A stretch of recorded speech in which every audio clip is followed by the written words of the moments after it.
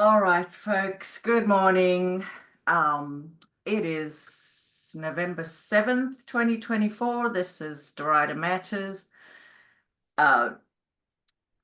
And it's almost our last meeting of the year.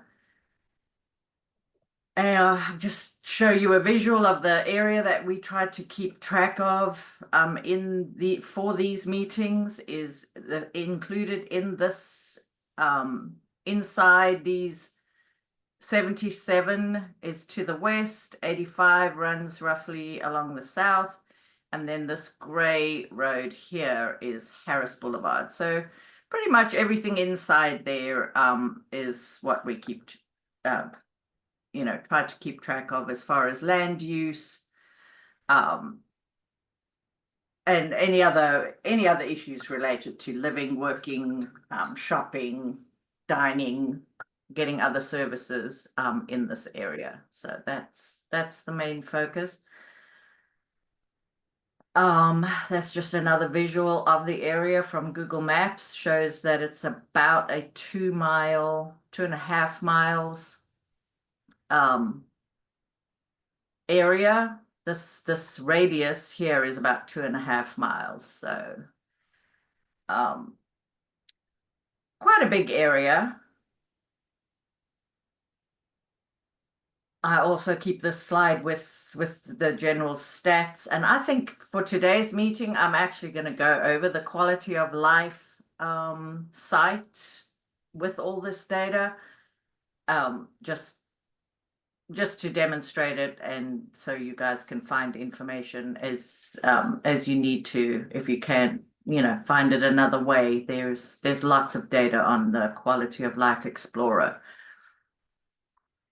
That's just another visual, and the link is here. It's always in the slides. You can go and explore it yourself. All right, I'm going to just go around with introductions real quick. I am Teresa McDonald. I am a resident of Allen Hills in the Derita area since 2007. I'm a realtor with Allen Tate. And I'm also on the Derita Statesville Road Community Organization Board and on the City of Charlotte Planning Commission. Currently on the zoning committee, so get to really dive deep on a lot of the rezoning petitions that are coming through at the moment for the whole city. So that is me. I'm going to call on you guys real quick to introduce yourselves and add a little snippet of whatever you want for the good of the cause or your cause, business, neighborhood, whatever you want to add for everybody.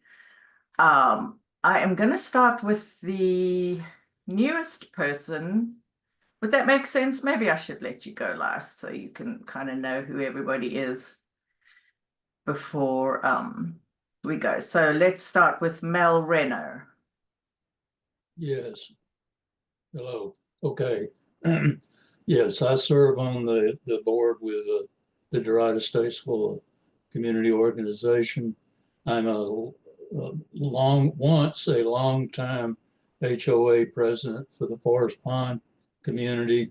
I've lived in the area for about 24 years and retired as a City of Charlotte procurement officer, spending literally millions of your taxpayers' dollars. Thank you, Mel. Very thoughtfully, I'm sure. Oh, yeah. All right. I don't know if, I guess we've lost Sylvia at this point. So, all right, Jeffrey. Good morning, everyone. I'm Jeffrey Simpson. I'm the president of the Farmington HOA located between Sugar Creek and Mallard Creek. I'm on several boards without going through a lot of stuff.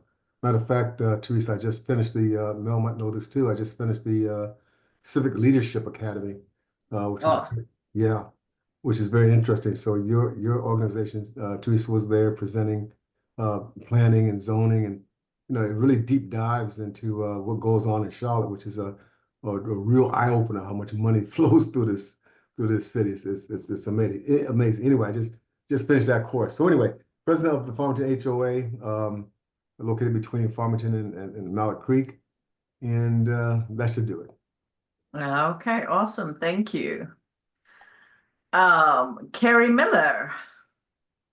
Hi everyone. I'm Carrie. I'm serving on the board at the Avalon at Mallard Creek HOA, and yeah, I am a community advocate. I do not have many fancy titles or any accolades, but I am here to support and hear about the haps that are going on in the area. Happy to be here.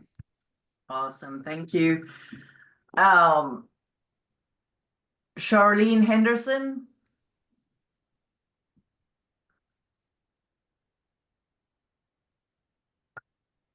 Good morning, everyone. Of course, I am Charlene Henderson. I am in the bathroom. I do apologize, but I'm just kind of getting myself ready for work. I am the communications liaison for the historic Hidden Valley of Charlotte, North Carolina. I am so excited always just to be here and to lend a helping hand or just to hear what's going on in the communities because we're right across, next to each other. So we've been down there making sure that the news and the media that spread propaganda about our community is being made aware of once again because there's crime and violence that's happening, but it does not include our community, which is Hidden Valley. So we've been over there fighting just like everyone else. And thank you for allowing me to be here. Awesome. Thank you. Thomas Templeton. Good morning, Thomas Templeton. I am a lifelong, decades-long resident of the Royal Oaks neighborhood. And for those who don't know where that's at, that's basically bounded by Graham Street and Sugar Creek, right behind Fire Station 22, right across the interstate from Hidden Valley.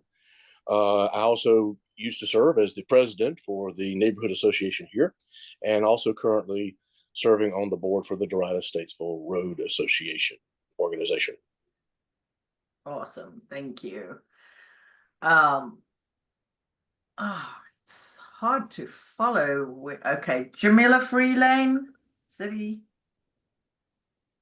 Hi, Jamila Freelane, City of Charlotte, and I am the Community Engagement Liaison with the City of Charlotte in the Housing and Neighborhood Services Division, and I specifically work with the service area of District 1. Awesome, thank you. Dr. Blanche Penn. Good morning. I'm Dr. Blanche Penn, and I'm in the Great Oaks Development. And for myself, I've been fighting for housing a lot. I was basically in education at one point, fighting for our children and everything. But then I'm focused now a little bit more on housing, just making sure that we have affordable housing in a different location, and was very instrumental on the Lake Arbor piece that we did back in 2018. And I served as the chair for Mecklenburg County Parks and Recreation. Thank you. Awesome, thank you. I think I've covered everybody unless I've got another page of people. Got 10 participants. 1, 2, 3, 4, 5, 6, 7. Oh no, sorry, Jessica. I'm so sorry. I was going to start with you and then I'm about to forget you. I don't mean to do that. Welcome. Hey, all good. Yeah, I am Jessica Bustamante. I am the Director of Development and Strategic Partnerships at Nevins. So we are on Nevin Road, right off of Statesville Road. Been here for about, 65 years now. We just celebrated our 65th anniversary. We are a nonprofit that helps adults with disabilities to live their best life. And so wanted to get plugged into our local community here. And also, Jeffrey, we will be potentially looking for new board members soon. Just putting that little bug in your ear. Mr. Certified Board Member. Yes, yes. He's got room. He's got room on his docket. Sounds good to me. That's Teresa- awesome. I'm glad to see you here, Jessica. Anything that you want to share from Nevins? Any events coming up or anything that we can update? Or if you want to send it to me, I can just include it in the slides that go out later. But Sure. I mean, we just had our beans and bags this past weekend, but that actually takes place at Noda Brewing. So, say that again. What did you call that? beans and bags. Beans and bags. Is that the what used to be the barbecue? Cornhole and chili cook-off? cook-off. Yeah. Okay, awesome. I'm sorry I missed that because I don't think I've competed before, but I generally have tried to support that, as have many of us. So I'm glad that you're here. For years we had Phil Gussman, who was on the board, who would come to our meetings and share all the updates from Nevin. So I'm glad to have you back. Yeah. Yeah. Our group is rather small at this moment. Yes. Yeah, and that's interesting that you're looking for another board member. So I think we could put that out onto our mailing list here in Derita Estates. We're a community organization and might be able to help Jeffrey find someone else. That is Felicia, awesome. And Teresa, Yes, Teresa, ma'am. Felicia's in the waiting room. Oh, okay. Thank you. You're welcome. I will try to keep a track on that, but please don't hesitate to nudge me if I am missing something, because I used to think I was a multitasker of note, but I have learned that anyone who thinks they're multitasking is pretty much not. And that definitely includes me. But Felicia, do you want to introduce yourself real quick? Yes, good morning, everyone. I'm Felicia Tompkins, president of Back Creek Forest Home Association. And thank you for allowing me to come in. I was only waiting a couple of minutes. Thank you. Okay, thank you. All right, guys, I think that's everybody. Please holler if I have missed somebody.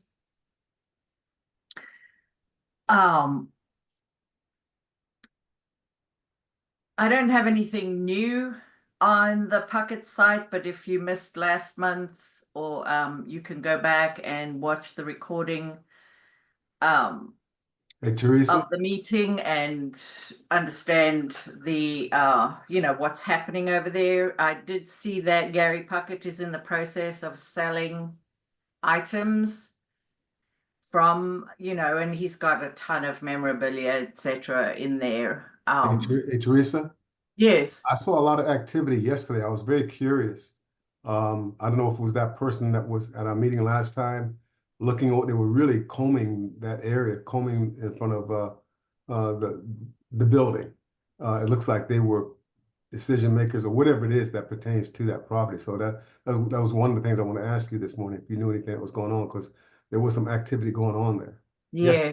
Yesterday. Yeah, so there's a couple of things going on. The owner of the pub is having a kind of a yard sale, a sale of memorabilia and stuff from inside and around the building. I haven't been, and he has some stuff listed on Facebook as well. So if anybody is interested in any of the memorabilia from this site, that is going on. And then yes, the developer, the buyers, they haven't closed on the purchase of this property yet, but they're full steam ahead on it now, because they have received their the city's contribution towards from the Housing Trust Fund, and they have also received the state tax credit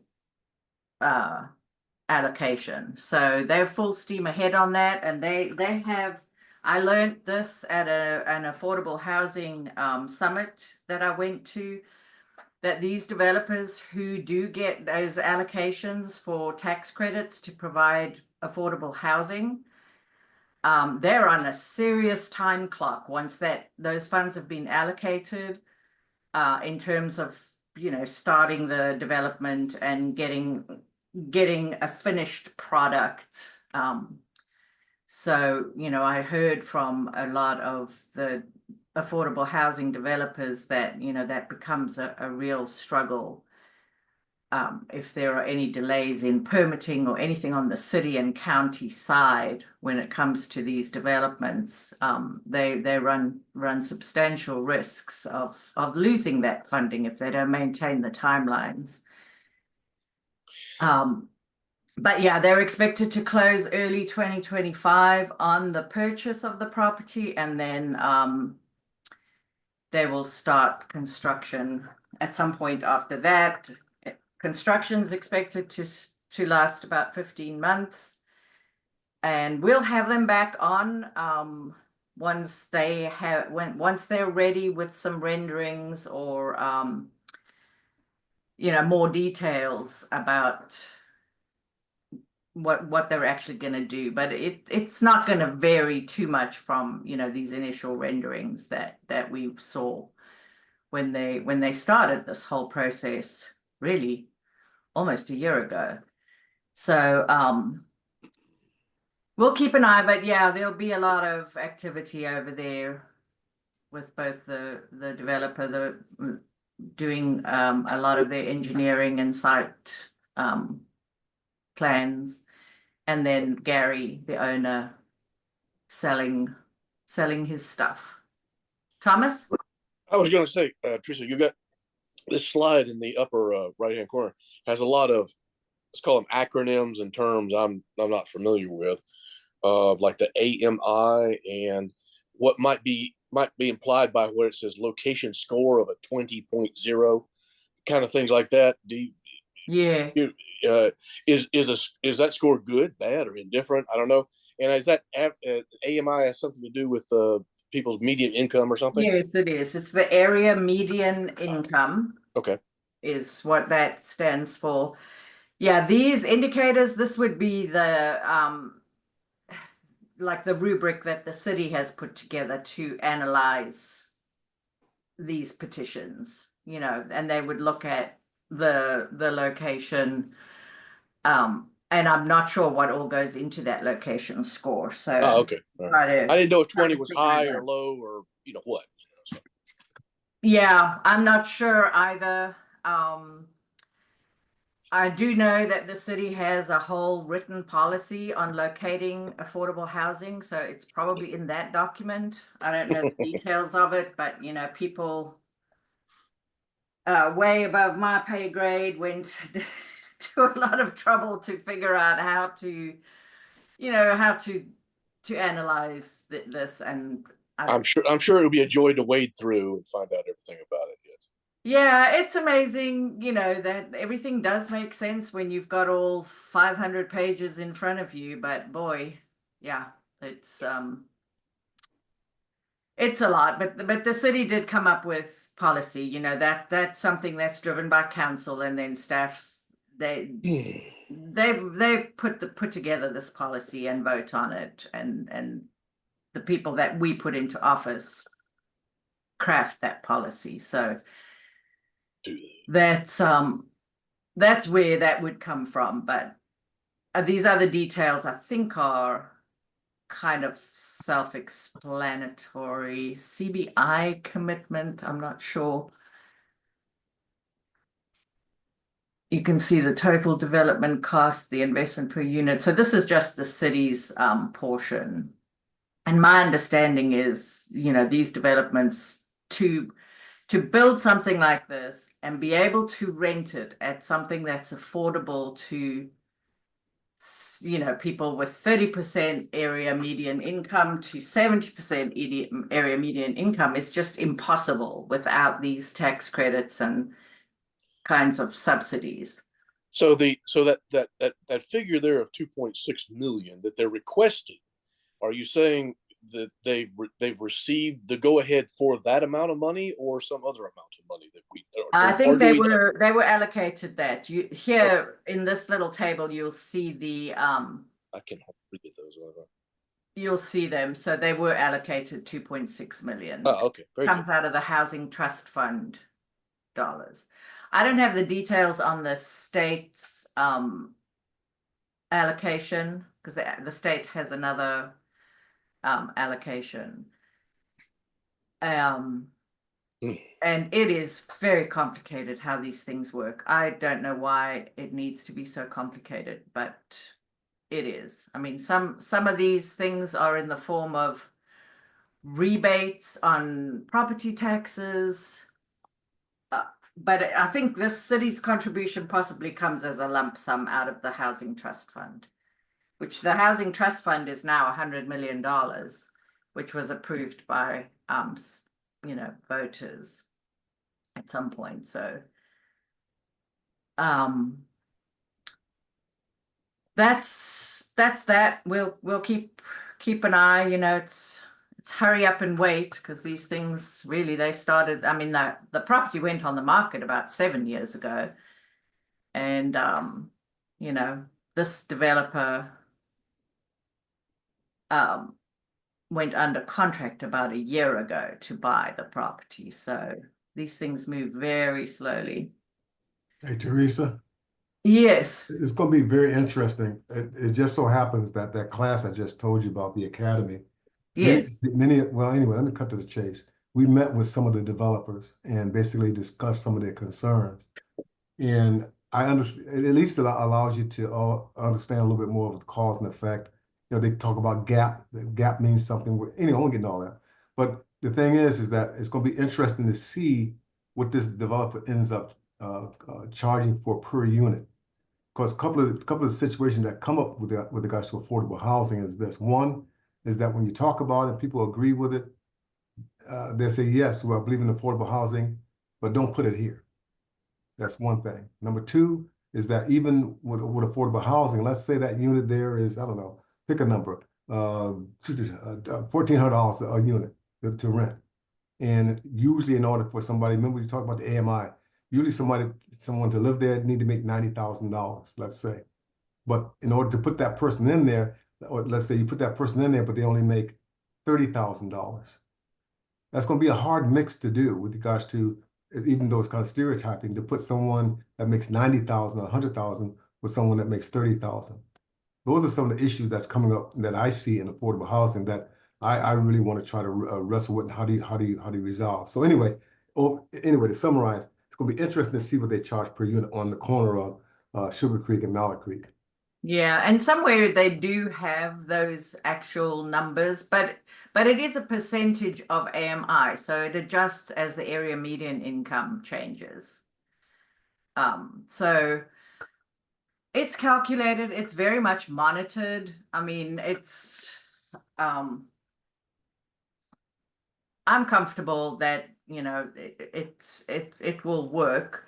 And Charlene, I think you guys have a couple of apartment complexes, brand new, or as in like the last 2 years, that may be under the same kind of program with funds from the Housing Trust Fund as well as funds from the state to maintain some level of affordability. Sometimes it's a mix. This is not a mix. It's a mix of different levels, 30% to 70%, and they've got zero market, but some of these can have some market rate in there as well. And anyway, here we're talking about 60 units, I believe. Yeah, 60 units, 104 bedrooms. So, a relatively tiny number of, when you look at the whole of Derita area has 13,000 people. We're talking about adding 100 bedrooms. I think we can handle it. But sorry, Charlene, I did call on you just to see if you had some comment there, and then I kept talking. and it's definitely okay, but you spot on.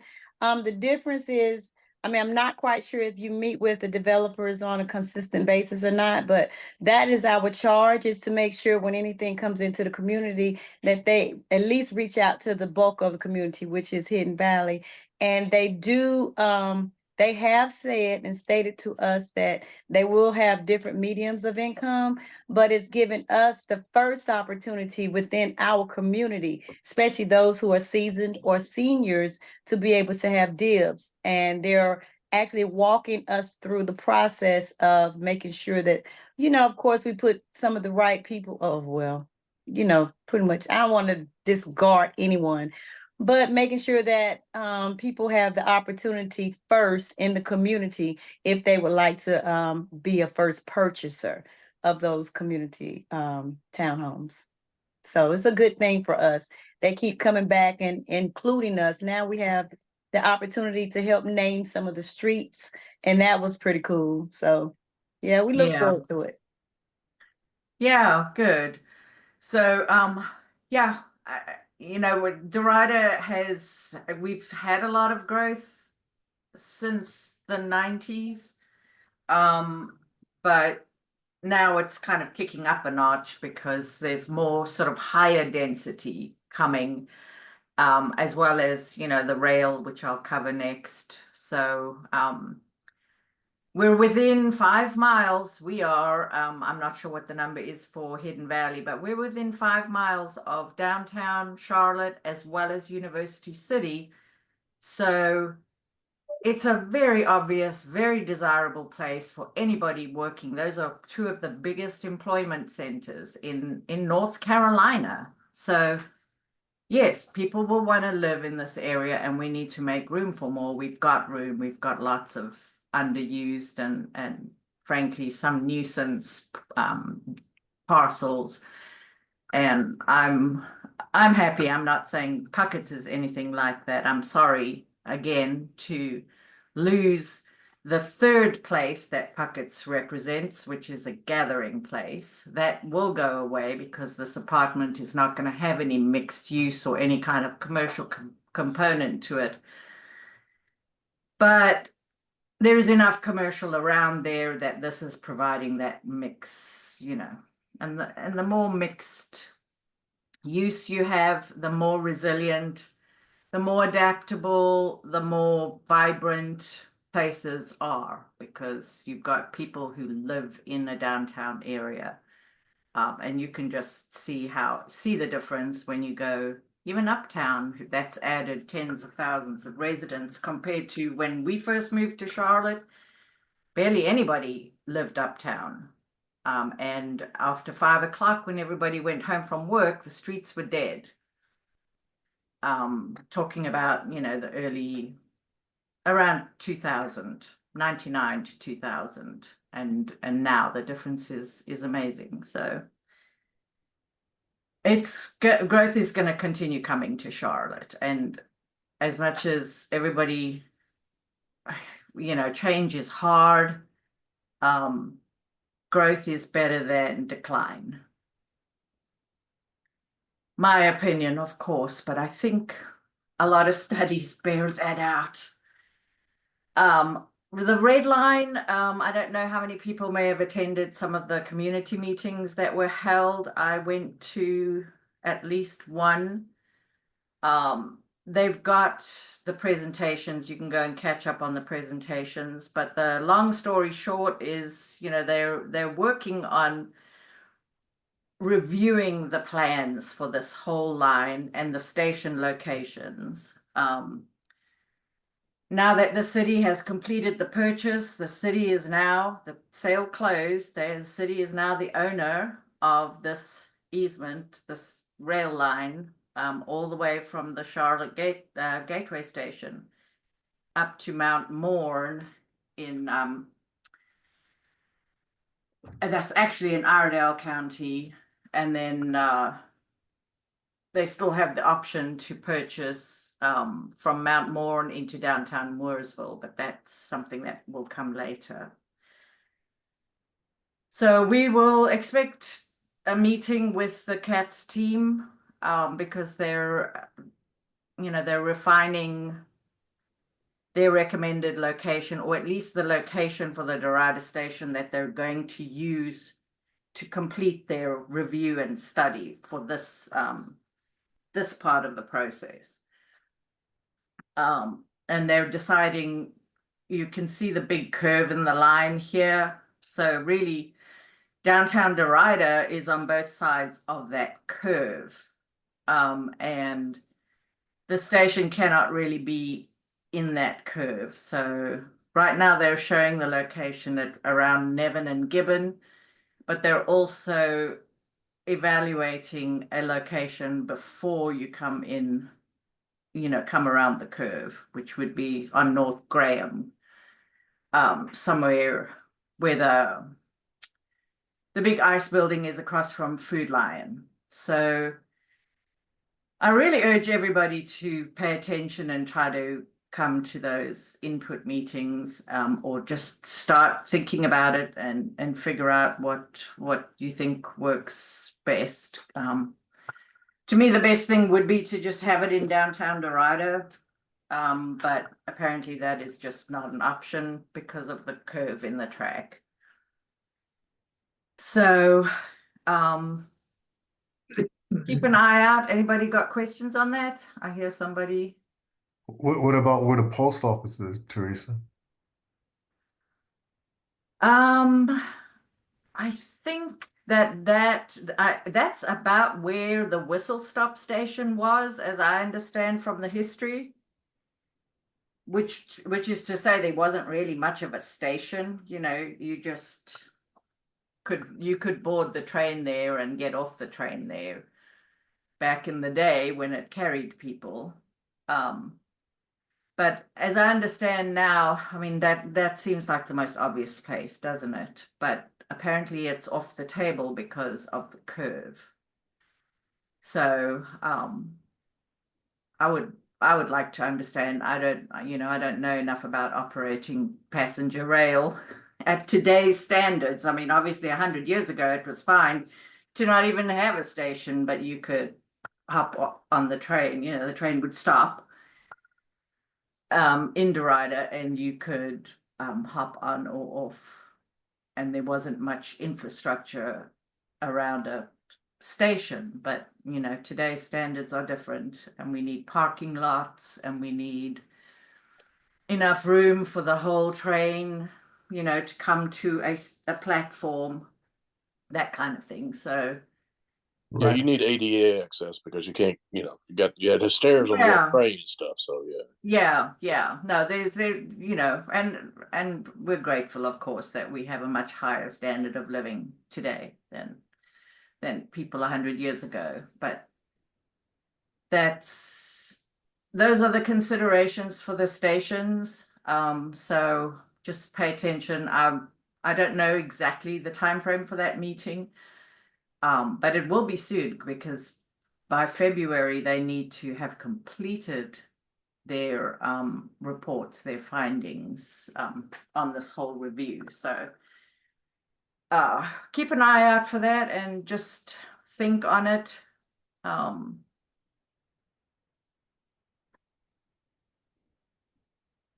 Any other comments on Red Line?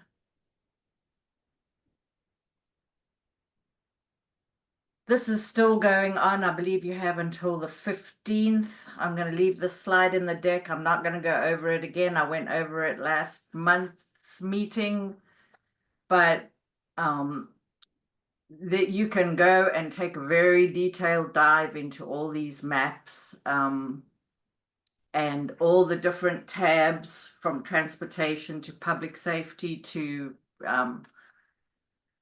parks and rec, green space, all of that, and you can make comments. And the city really wants comments from people that are really close to things, because they can't have eyes on the ground all over the city. I mean, Jamila is here. She's really District 1, which a small part of Derita falls into District 1, but it's still a very big area to cover for city staff. So try and take a look at that, especially if you're tech savvy. It's a pretty nice interface, and have your say, make your suggestions, everything that's ever occurred to you about the roads. I mean, there's transportation, there's parks, there's, you know, zoning, all of that is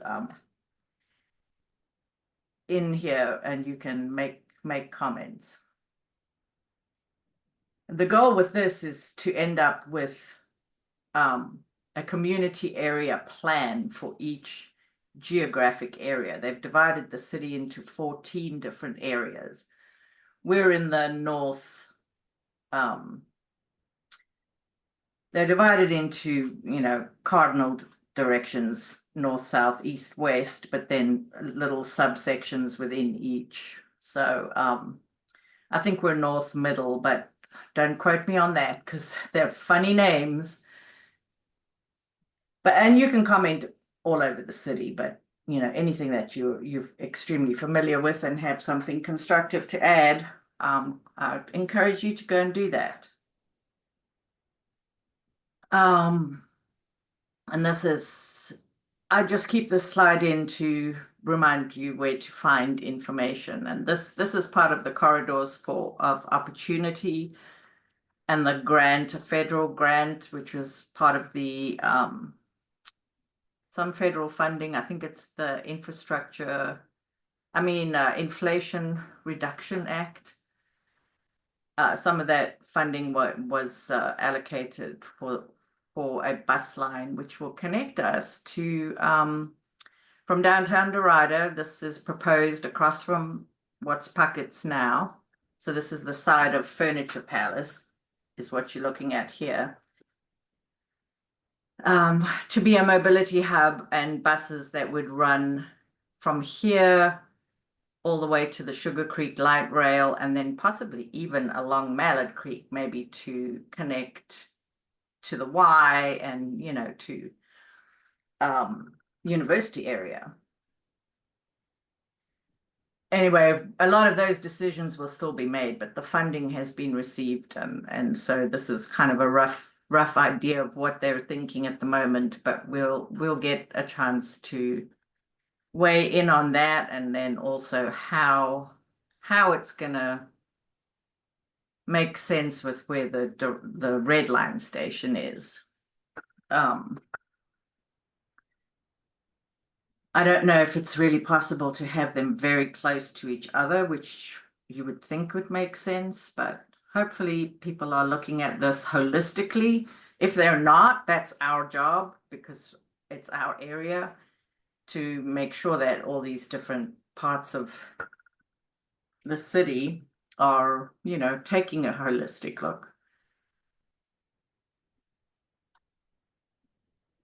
And then rezonings, we do have a couple of new rezonings in our area. I haven't put all the details here. I can go through the city site if you want to cover it today. But the new ones are this little parcel here, just north of Cindy Lane on Statesville Road. It is for townhomes. It's kind of, if anybody's familiar with Dillon Lakes, if you're ever driving along Cindy Lane,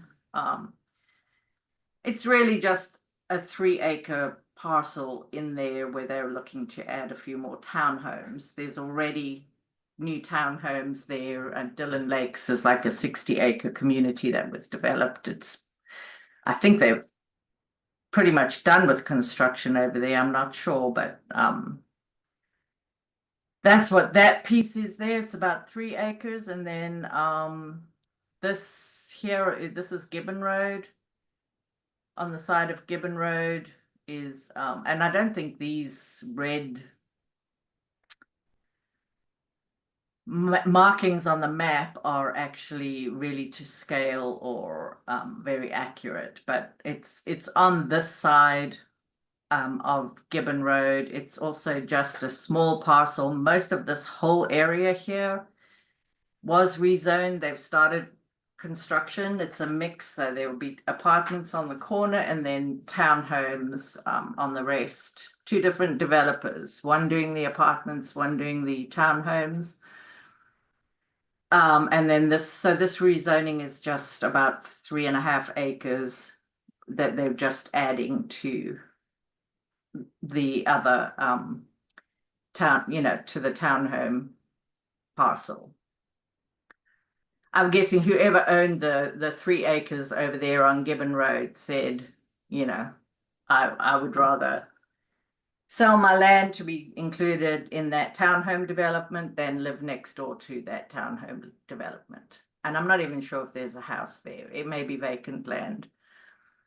So that's that one. And then the other one is here, this is Sugar Creek. Oh, this map is a little bit broken. But it is a link, so when you get the slides, you can go and look at all of this in more detail if you want to. But this is a 5-acre site at Hubbard and Mallard Creek. It came before us when the original owner was selling that parcel. It's about 5 acres. The buyer was a developer that planned to put affordable senior housing there, 107 units. They were approved for that.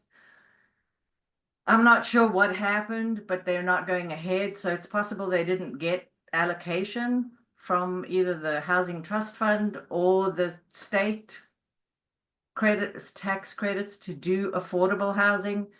It's possible they didn't get that funding, so now their numbers don't make sense. But anyway, long story short, they have decided to sell the parcel, and the new buyer wants to put townhomes there instead. So it's subject of a rezoning.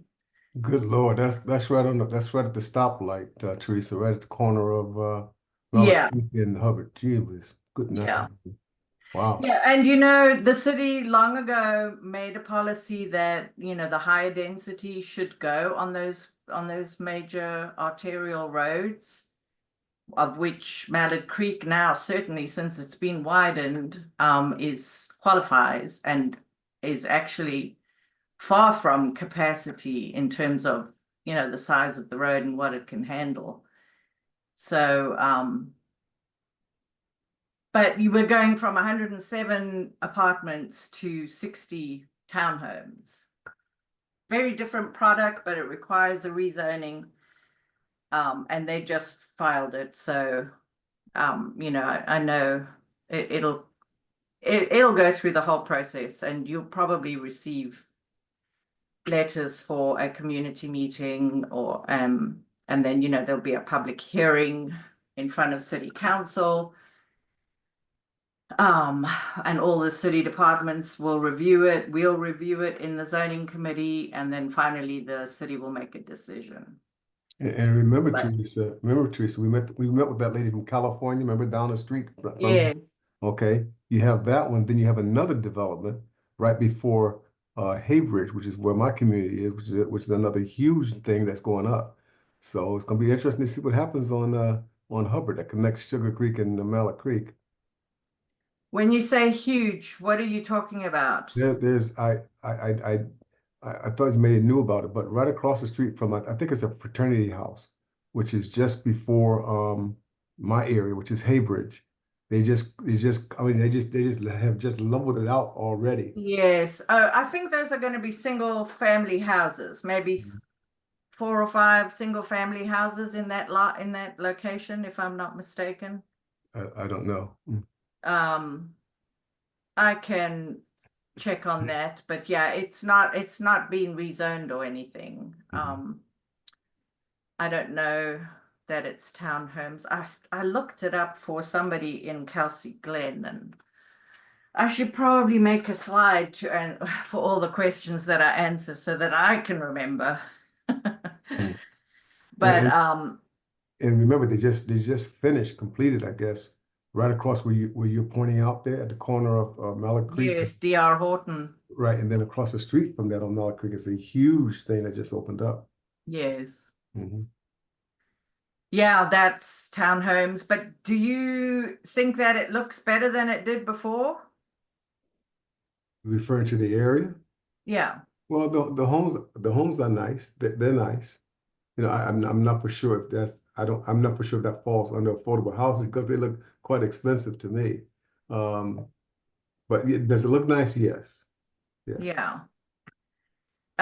Yeah, well, they're in the 300,000 range, which is very affordable for Charlotte, let's go to that next so that we can understand how lucky we are to have bought houses when we did, if you are a homeowner, and not trying to buy your first house in this market, because yeah, we're talking about spending close to 400,000 for a townhome,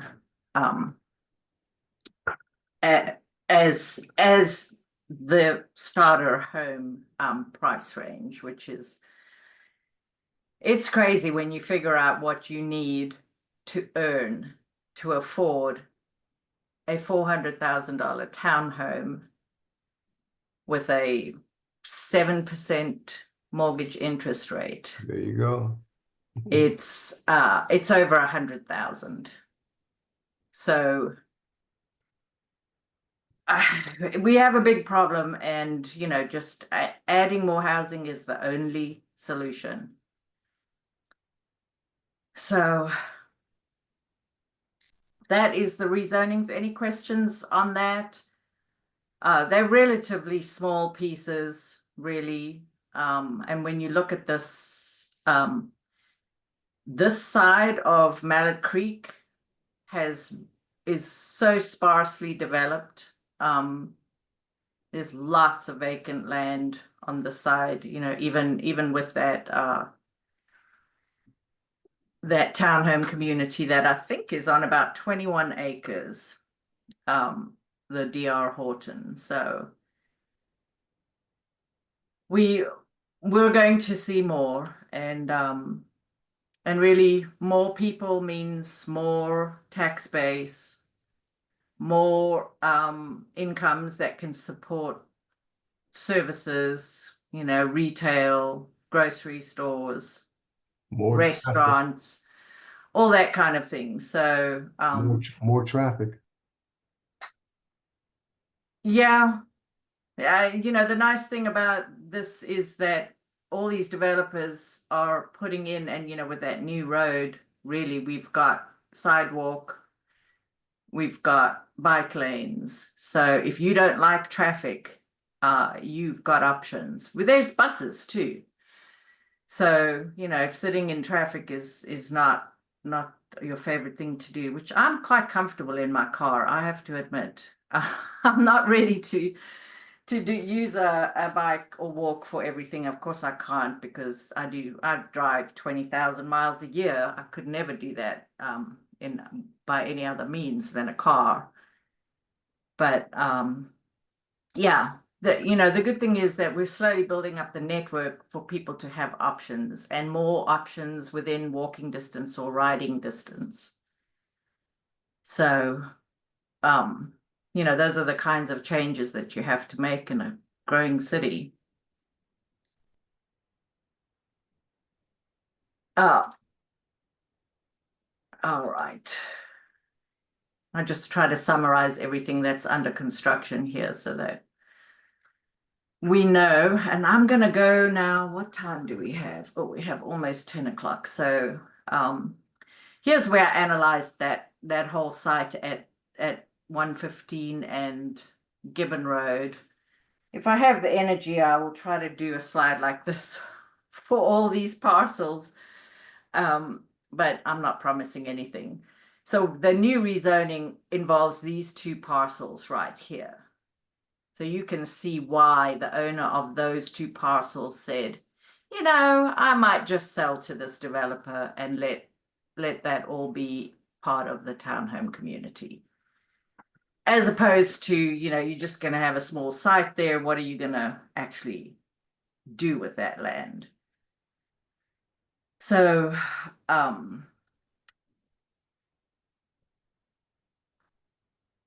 parks, you know, our tax dollars are definitely coming or being spent in our general area. And the counties, you know, every year they're trying to buy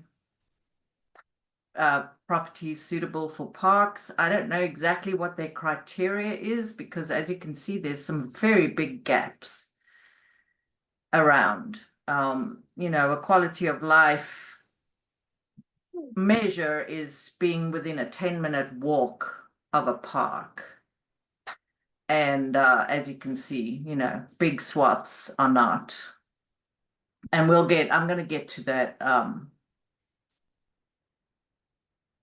I ran through this in the last meeting. This is the county investments coming to Nevin Park and Ribbon Walk.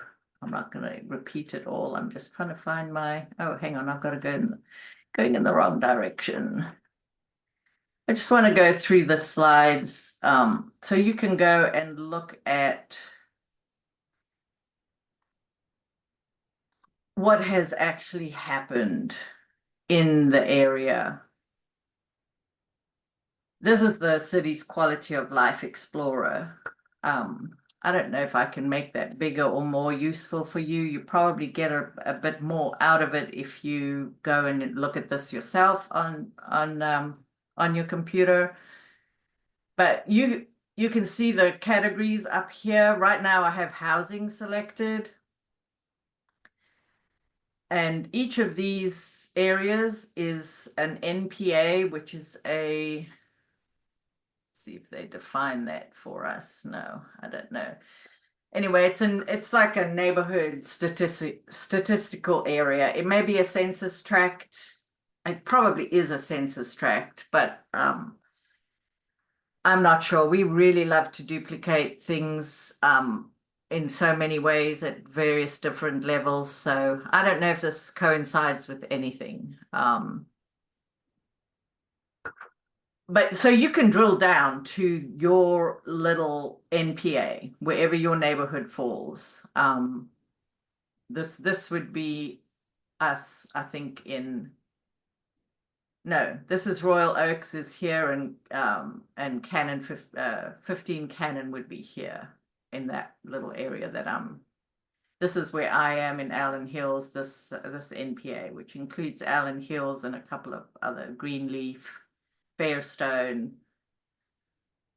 and the new townhomes, you know, some of the new communities on Oneida. So you can really drill down on this, and you can see that new construction. And so these numbers here represent the total for all these areas, which I tried to do the Derita area that we're covering. So we have, this is the number for 2022. Residential new construction for the whole area. So we've had more new construction than the rest of the county. This is the number of units per acre. So 1,277 units added in this whole area in 2022. Just to give you an idea, if you need a number in your head. What else did I want to show you guys? What's character? Character is really demographics. There's a vacant land. So you can see we still have 1,531 basically vacant acres in this area.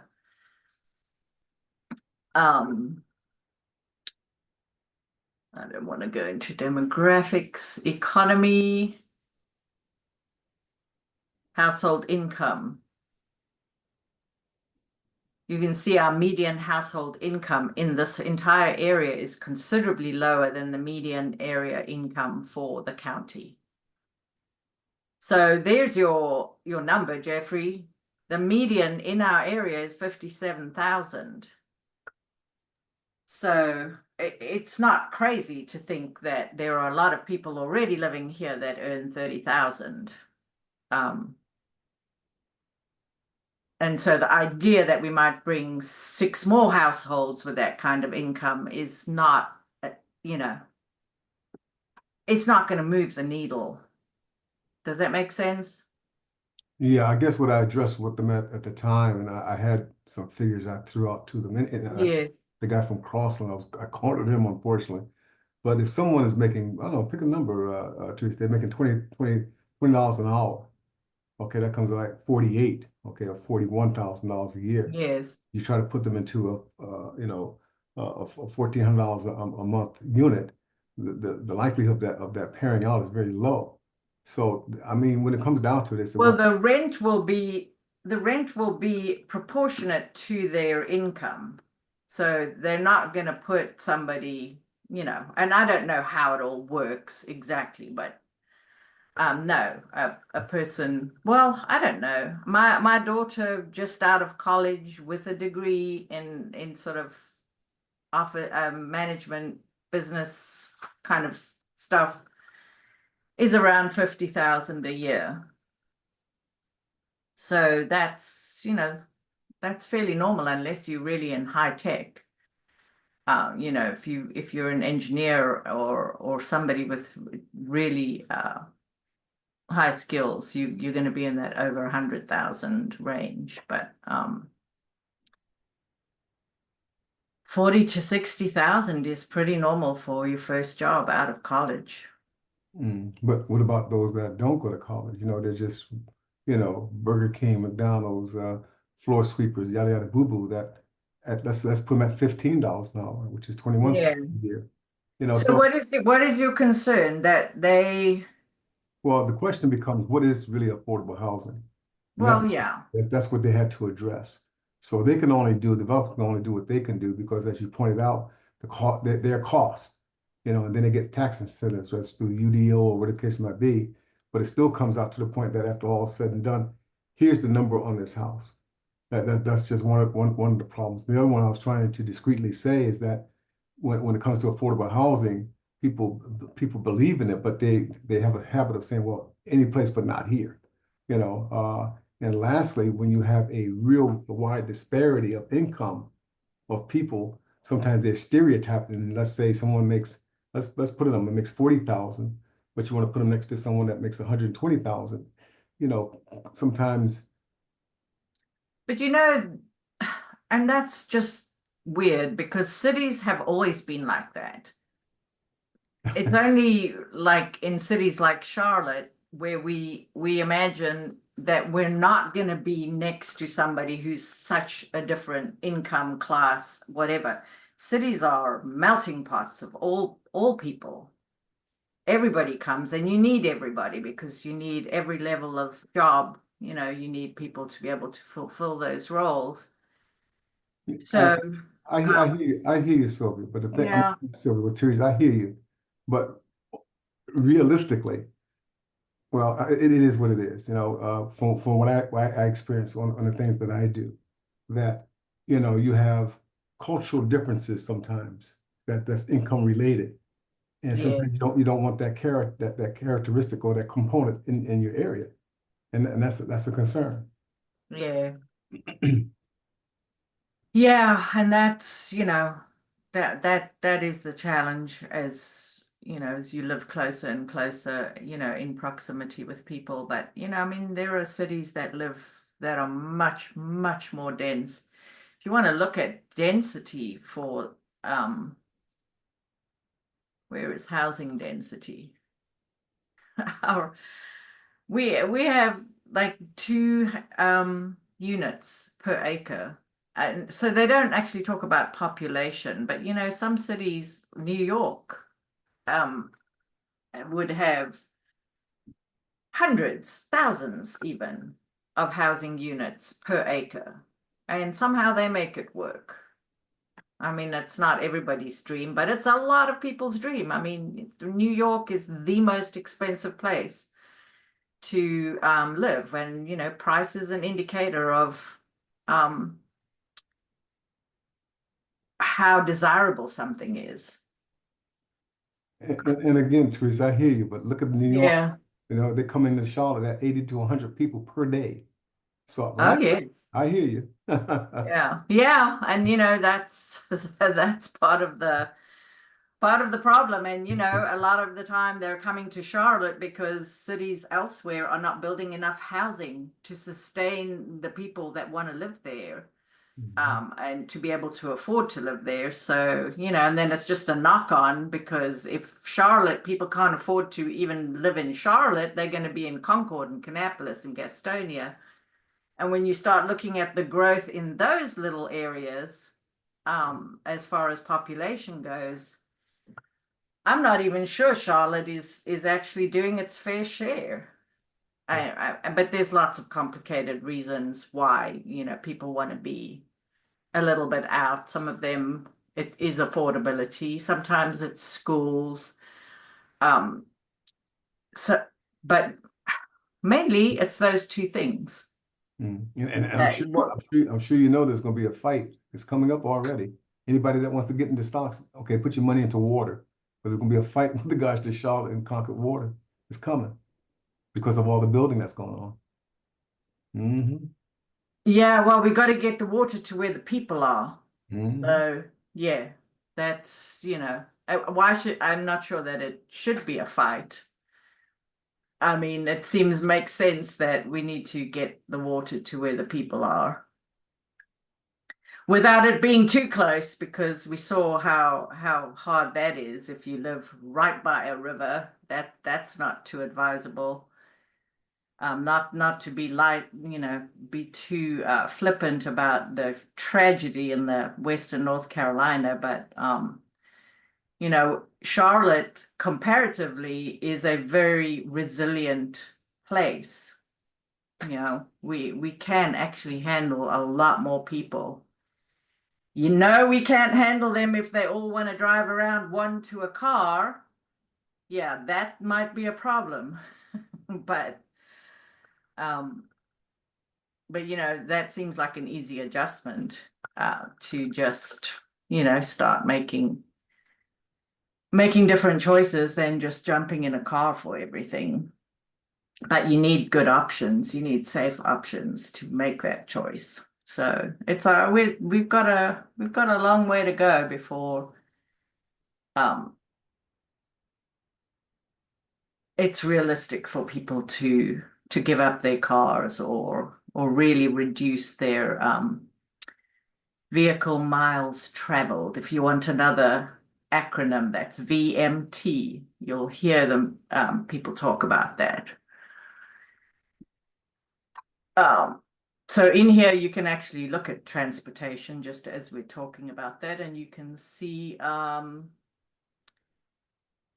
transit ridership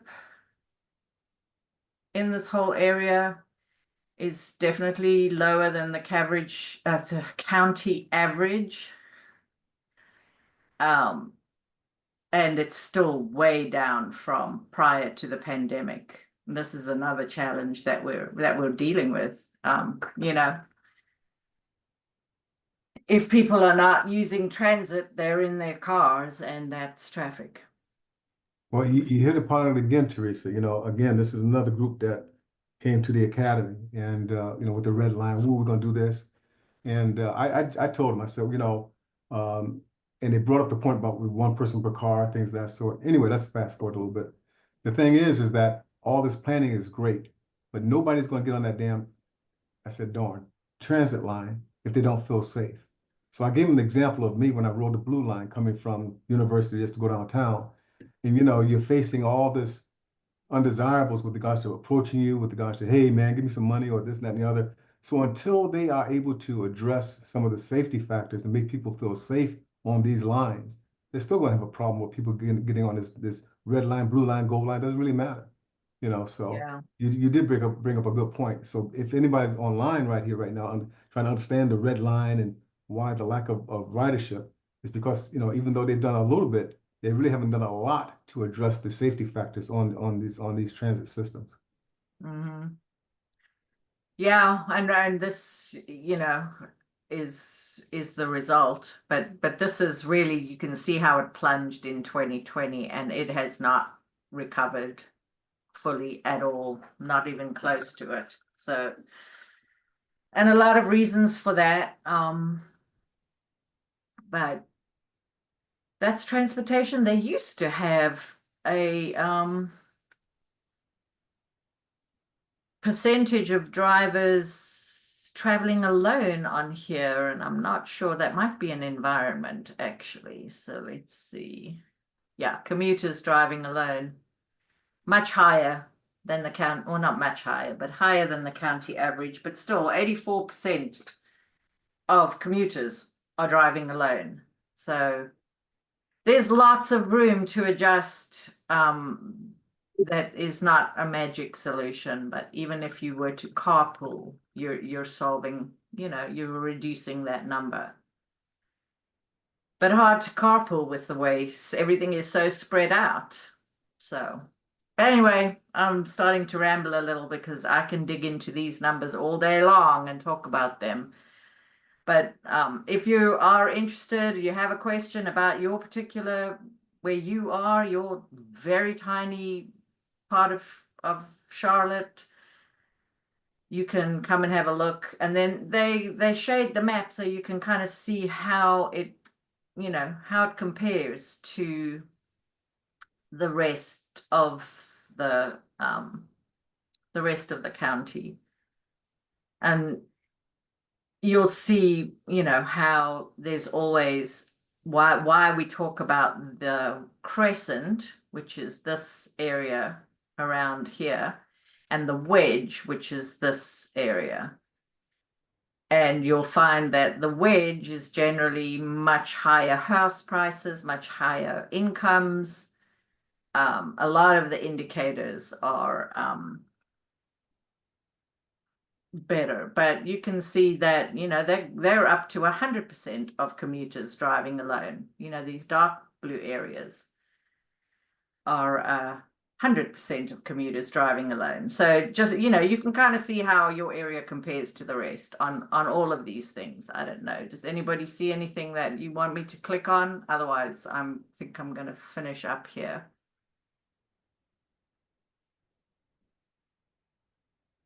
Okay. Anyway, that slide is in the deck. So good place. This is where I come for data when I'm looking at rezoning petitions and so on. And really traffic is quite low on the list, just for all these reasons that I mentioned, that we've got the highest number of people that are just driving alone in their cars. And so from there to the point where you might have a lot of people on buses or trains or bikes or walking, there's a lot of room for improvement. And I don't think that we base our development or our growth or our future vision for Charlotte on the idea that everybody should be able to drive alone in their car anywhere in the city at any time without delay. That's just not possible. So. Well, Teresa, a question. Yes. To the point of okay, you're going to hope that transit improves and increases, but right now, we're having a difficulty. If you're driving from Derita on Sugar Creek Road, trying to get to the interstate or cross the interstate bridge there, the traffic in the afternoon is backing up tremendously, and it's backing up a quarter of a mile. And if you try to get through there, like say 5 o'clock, you can forget it. You might as well go somewhere else. Is there anybody in the city, checking like the street lights there and things like that to update? Who can we complain to about that? Yeah.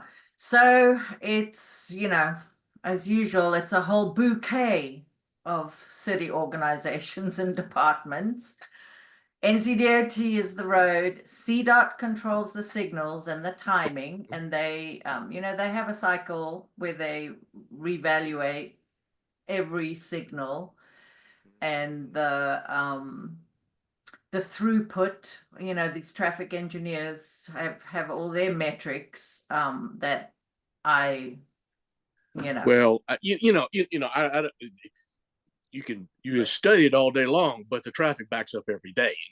So Yes. you would like to see somebody put this more at the top of the priority list, take a look at it and get something changed. Because But I obviously mean, people, what do and you imagine can be done though when you well, have you've got. you know, I'm guessing those traffic lights, the Yeah. synchronization of them, because now you've got more development out towards the Hidden Valley side and things like that going on. So I'm sure nobody's looked at that. It's just they never ever do, because they always put the development first and then worry about the roads and how can handle them and what the traffic situation, the traffic lights look like later, after everybody has suffered for it for weeks or months.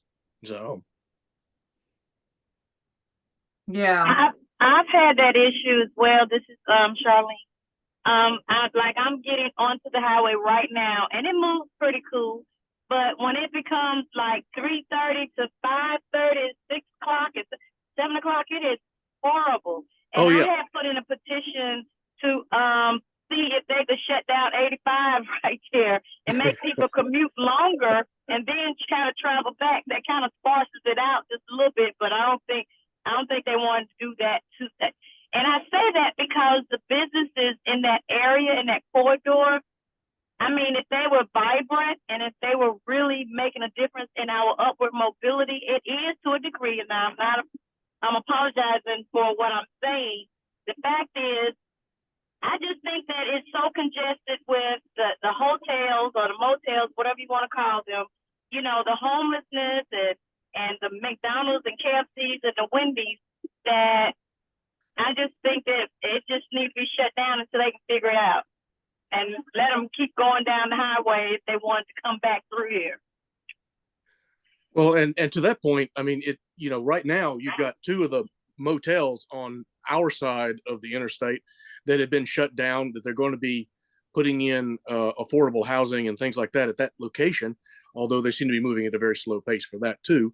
But once that starts up, it's only going to make that whole situation there more aggravated. And Absolutely. They don't seem to be making any kind of plan to address that, or the traffic needs that we're going to be even worse later on, when they're already the bad as they are right now. I concur. So what do you think? What about this shutdown? I'm just saying, I mean, it may be funny to a degree, but at least it'll keep some of that traffic moving. And because I get frustrated when I'm just right around the corner from my house and I got to sit here, people blowing horns and people jaywalking, and it's just a whole lot to take in to get home. What are you thinking of shutting down? The exit off the interstate, or those businesses there, or Sugar Creek, or what exactly are you talking about? Just the exit. I mean, just to at least keep one of the exits going and have the people just kind of loop around. It just, for me, it's just like it's so congested right there at exit 41 that I'm like, boy, if I had a magic wand. Yeah, I mean, yes, it would be nice if 85 just didn't even come close, but well, and a lot of that traffic in the afternoon, especially, is traffic coming off of like she's talking about, is traffic coming off the interstate, which feeds onto Sugar Creek Road, which makes it even worse with the people just driving across the interstate bridge there. But that whole area, we don't want it to be, like if you go up to like Huntersville or whatever, you can tell that they didn't plan for the kind of traffic that's going on in Huntersville right now, but yet they're trying to upgrade the bridges across the interstate and things like that with new patterns and with additional function and capacity across those things. Now, if they don't start looking at Sugar Creek Bridge now, it's only going to be, it's going to be just like that in the future, because like you're talking about, the whole area is just going to develop more and more, and we're going to have more traffic regardless of whether we want them to be on buses or trains or whatever. Yeah, I mean, it's a fundamental problem. I don't know if you've seen the graphic that shows you how, how much space 40 people in 40 cars takes up versus 40 people on a bus versus 40 people on bicycles or 40 people walking. It's a physical problem. It's not, there's no magic. There isn't any magic that can move 40 people in 40 cars. And 40 people in 40 cars is not a lot. That's a fraction of what you see, but it, you know, that how long is a car? You know, you're talking about 200 feet worth of, you know, a line of traffic. And I guess going back to my original point, Teresa, is there somebody in the city that we can call up, write to, you know, get on board here, that we know that they're actually no, so that we know that they know that there's a problem? Because right now, I don't even think they know it. No, they do know it, and they do. I'm not so sure.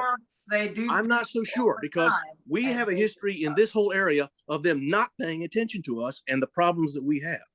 So I'm not so sure that it's on. It may be on their list, but it may be way down their list. We need to try to get them to move that stuff up the list for our area, which we, you know, historically have neglect here. And I think that, you know, I think this is an example of it continuing. What about this contact that Jamila gave of this upcoming meetings, Tom or Teresa? You think that might be of assistance? Well, I see that she put out the cats meeting there on the, you talking about in the chat group? Yeah, I mean, yeah. That's cats. Would that be a coordinated plan? I see that too. Yeah. Yeah. Okay. Would that could be that could certainly be a start. Sounds like at least we start making noise. Yeah. Yeah. And the corridor of opportunity, if anybody can speak on that, that's been in progress for the last, what, 4 or 5 years now? Yeah. That should be having some type of proponent in it that talks about and speaks about that.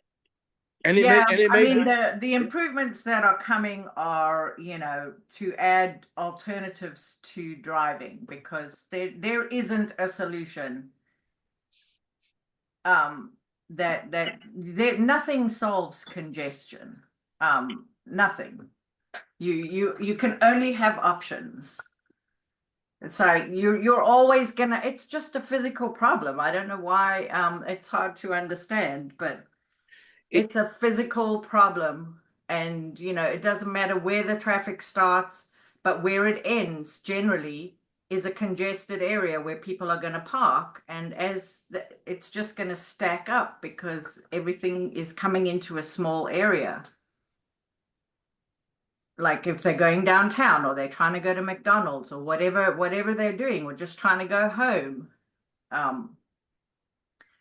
You can't have the speed and volume of an 85 right to your door. You're going to crawl along at some point in a city. It's just a fact of life. If you don't, I'm not asking for that, Teresa. I'm not asking for that. But if I'm telling you, if they had the kind of problems that we had building up here in other places of the city would pay attention to it, and things would, you know, and they would at least try to work on it to improve it. And I don't think they're really working on it here.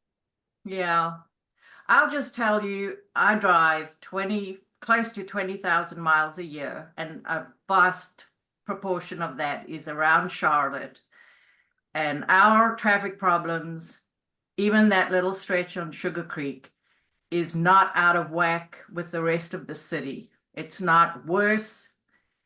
It's just not out of whack. The whole city, when you come into, you know, when you come into a city, it's congested.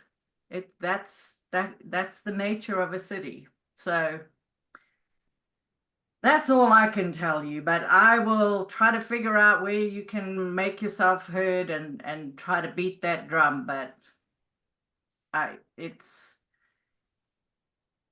don't know. It's just not possible. Cities bigger than us are, you know, starting to ban cars from inside their city. So we've got a long way to go before we do that, and obviously we can't, because you know, our development pattern is what the problem is. How we've grown over the last 40 years. It is not what we're doing right now.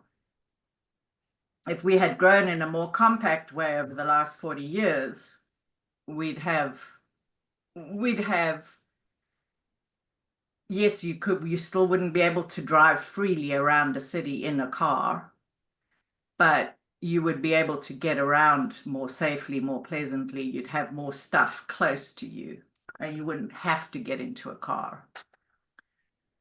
But anyway, it's this is a hard thing. I'm just, I can't complain about traffic. I'm very comfortable in my car. I could make the choice to do something else, even as you did the other day. You walk everywhere from your house. Great. Oh, sure. Yeah. When I can, I love to. Yeah. But as you're talking about, I mean, that like right in this area, there's Yeah, no you the can't make infrastructure that here choice. has been lacking for decades. Yeah. The sidewalks through Derita. Find a sidewalk through Derita. Yeah. No, I agree. And So- now. Hello, can you hear So me? I would rather see. Yeah, Mel's Mel's Hello, raising Mel. his hand. Mel's trying to get as hard as he can Mel's to get trying to say noticed. something. Yeah. Go ahead, Yeah, Mel. I just want to comment that when you get in a retired status like myself, commute time is stay at home time. Seriously, myself and Gail, we don't ever even attempt to get out on the road during the morning or evening commute time, and sometimes even lunchtime, because we know that the traffic's going to be intense. We're not going to deal with it. We'll pick the time when we think it's best to travel, and whether when it's mid morning on a weekday, maybe that's the time. And as far as using a car is concerned, we're not going to try to hold 4 or 5 bags of groceries and get on a bus. We're just not going to do it. Okay. So, you've got to assess your options and pick what works best for you. Thankfully for a retired person, it just means avoiding it altogether and picking a more sensible time to move around. And that's what we do. Well, and you're certainly right about that. And I for one try to avoid that traffic situation going across the bridge at the interstate as much as I can, but sometimes don't have a chance or choice. Yeah. But when I see it backed up all the way from the interstate all the way back to Princess Street a couple of times, that's nearly half a mile, man. So you're thinking that something could probably be done, even if the long-term solution is further out. Something could be done about how those lights are timed, or how traffic flows off the interstate, or things like that could be improved upon. I don't know. I'd like to have somebody with some expertise know that they're looking at it, know that there's a problem, for one thing, know that they're looking at it and trying to do something about it, rather than just have to suffer for it for God knows how long. Hey, Tom, we had in that class I just told you I passed, maybe Jamila know about this, but there was a full class on strategic mobility. Mm-hmm. When I find out that contact name, I'll submit it to either Teresa or you, so that you have that contact resource. How's that? Oh, thanks, sir. I appreciate it. Yeah, all these things. The strategic mobility plan is definitely something that is trying to pull all the strands together, and not just, I mean, even thinking about the timing of lights. It's if it's green for you, it's going to be stacking up in the other direction. So, how do you resolve that? I don't know. Roundabouts actually is how you do that. Roundabouts. So yeah, if you want to join me on the roundabout crusade. I love a good roundabout. Yeah. They work great. I mean, They do. I would love that, exactly. but I don't know that's going to be an option there at the exits for the interstate. But I would love. Oh, There's plenty of no. places Where I think they saw should a have put roundabout that they haven't done yet. There's a roundabout at the interstate exit off. I just took it. If you go into our surrounding counties, then I don't know what the difference is. But there was one, I just took it off 85, somewhere near, I'm trying to remember where I was going, Kannapolis. 601, I think. Yeah, you must be about there. Roundabout. Way out Prosperity Church Road, I think is where you're talking about. There's Where a you- there's a whole there's bunch those out there at too, Prosperity yes. Church Road because they Yeah, planned. yeah, going towards Publix and stuff like Yeah. that, right? Yeah. Mhm. Yeah, and then you can put roundabouts everywhere, but you're gonna have to teach people how to use them. Ah, yeah, Half the please, people think they have to please do. stop, Yes. and the other people think they don't even have to slow down. So, yeah, I see a lot while I drive. Which I am that traffic out there, but I don't have a choice most of the time. So, all right, folks, I think we could talk about this forever, but maybe that's a good idea, Thomas. Remind me, and we'll see if we can get CDOT or somebody on to talk about this. So they can just explain what their process is, because they look at every rezoning. Not every rezoning triggers a traffic impact study. It has to, reach a certain threshold of, number of trips, and they've got their metrics for that, how they calculate the number of trips that any land use change generates. And that's understood, but I mean, a lot Yeah. of that traffic, I think, is being generated right through that corridor right there. Is traffic going, maybe like a mile or more away from there.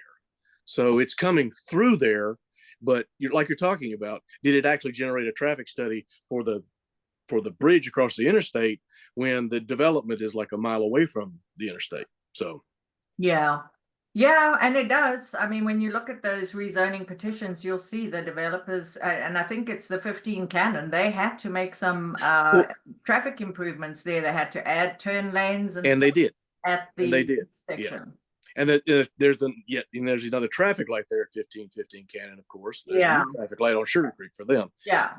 And you're right, they had to add a turn lane there for the on-ramp to the interstate off of Sugar Creek. So that was an improvement. Absolutely. But once again, the 1515 Cannon, they're like right there.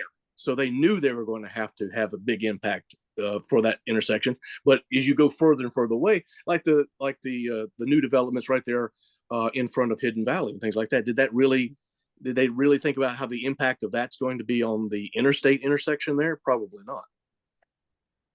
Yeah, I mean, I actually would say probably yes, but because the CDOT does look at every single rezoning. And then there's CDOT, and they're always course, looking for like you mentioned before, opportunity. there's the NCDOT, they own Sugar Creek. So, Yeah, but they do work very closely together, CDOT and NCDOT. Not that it would seem that way, but they generally do. But yeah, Yeah. Hey, Thomas, did you see that suggestion that Jamila put in the chat? traffic signal. Oh, yeah. request. Okay. Oh, good. Okay. Yeah, Request really. request. Okay. Very good. For everything, there is 311. There are ways to request traffic calming, traffic signals, anything, not just traffic related. If you see a dead raccoon on the road, you can call 311, just anything. Anything that you think is the city's responsibility, even if it's a private owner, the city will address it with them if it's code enforcement or zoning violation. Mel. Yes, I was going to mention this, but since you mentioned dead raccoon, for the last couple of days, Gail has found a dead raccoon on her roof, and just yesterday we found another dead raccoon in her backyard. We have spoken with a wildlife official, and for what it's worth, there is what he classifies as distemper, not rabies, but distemper is going around, and if that can be detrimental, especially to a dog, if it's not vaccinated.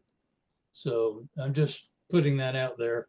That's a good PSA. I wish I would see that more widely announced. Yeah, so yeah, I've got to take care of another dead raccoon yet this morning when this meeting is over with. It's in Gil's backyard. Animal control doesn't have anything to do with that. It's actually a division solid waste is called special services. And the only thing they'll do is pick it up at the curb. So if you put it at the curb, they won't come and get it off the roof, is what you're No. telling me. Bring in the backyard, you know. So Yeah. we were concerned and touched base with a wildlife official, which they direct you to if you're concerned about, you know, the possibility of rabies or whatever.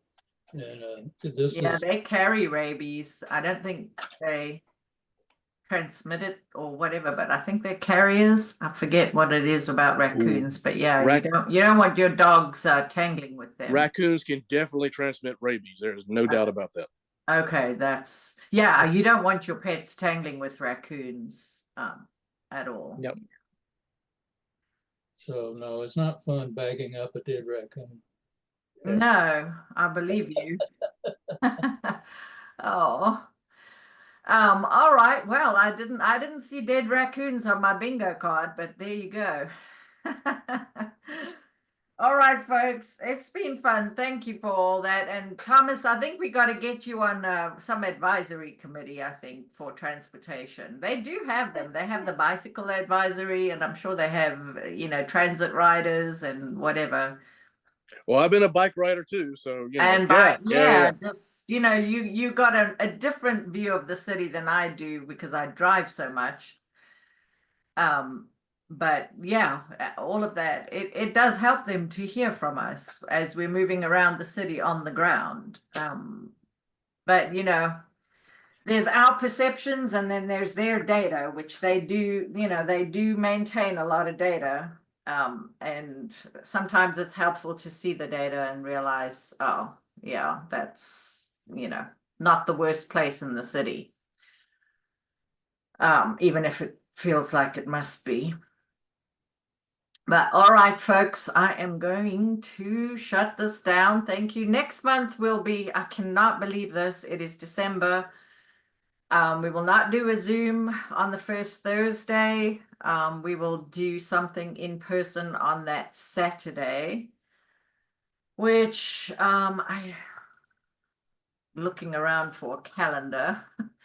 Anyway, I have it in my slides, the date, and it'll be kind of 2 to 4 p.m. time frame. Haven't exactly decided the location, but if anybody wants to have input or help on that, we'll do kind of an end of year, just in person, more of a social thing.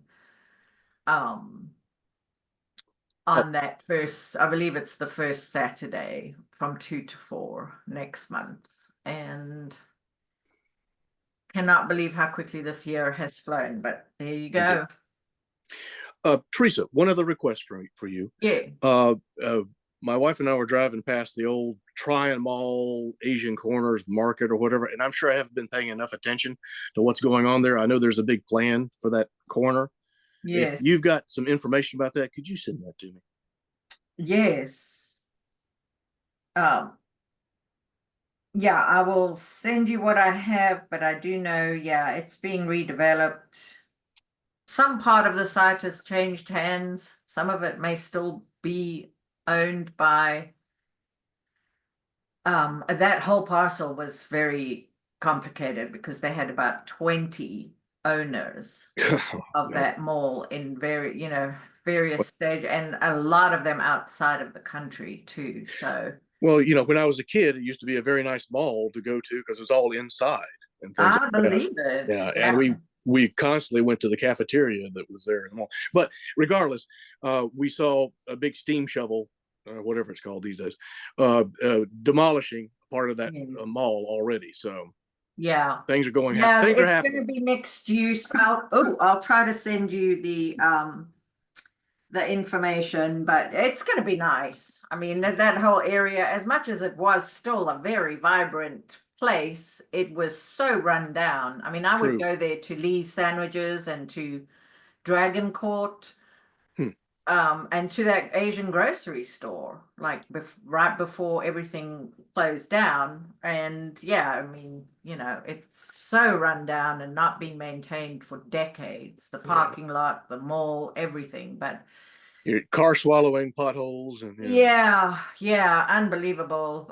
So it's going to be good, but I don't see, other than Lee's Sandwich Shop, which does have a new location right there. He's got like a freestanding building right on Sugar Creek now. Okay.